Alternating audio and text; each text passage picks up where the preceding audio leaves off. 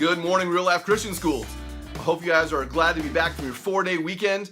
Let's get a start on this 4-day week. It's a nice short week, and then we'll get back to some normal weeks in the next few weeks to come. And by the way, we've got quite a few of them before we get another decent-sized break. The rest of February, all of March, a good portion of April, and then we'll get our Easter break. So we've got lots of weeks there to get lots of work done. Hope to see a lot of progress in that work from all of you over the next several weeks. But this week we have a scripture verse to memorize. We're still focusing on our Christian characteristics. This week it's about loyalty.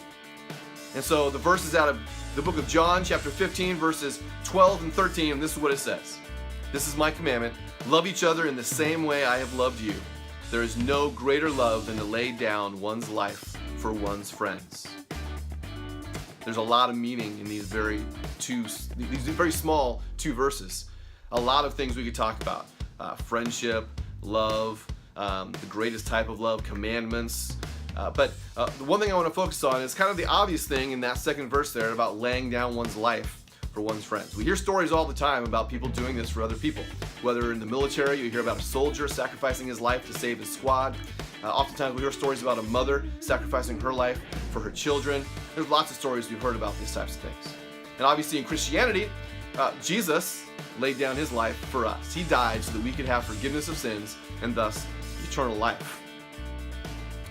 So, as we grasp a hold of this, what Jesus is saying, and remember, he's saying this before he's actually died. So he's telling his disciples, this is what a really good friend does. This is the greatest type of love. And now, I'm going to go and demonstrate it by dying for you. And Jesus didn't have to die. In fact, he didn't really want to. Remember in the Garden of Gethsemane, he's praying to God, and he says, God, if there's any way that we can do this in some other form or function, let's do it that way. But not what I want, God, but what you want. So if this is what you want me to do, you want me to die, then I'm going to die. And when Jesus died, he did die for the entire world, but he also died for us as individuals. He died for me. He died for you. And that's an important thing to remember. Jesus is your friend. If you've accepted Jesus Christ, he is your friend. And as a friend, he was willing to do the most important thing. He was able to demonstrate the most important and the greatest type of love. And that's that he laid down his life, or he died for you. Now, that's great. But there is another side to this. You see, because Jesus died for you, you are now called to live your life as a sacrifice for Jesus.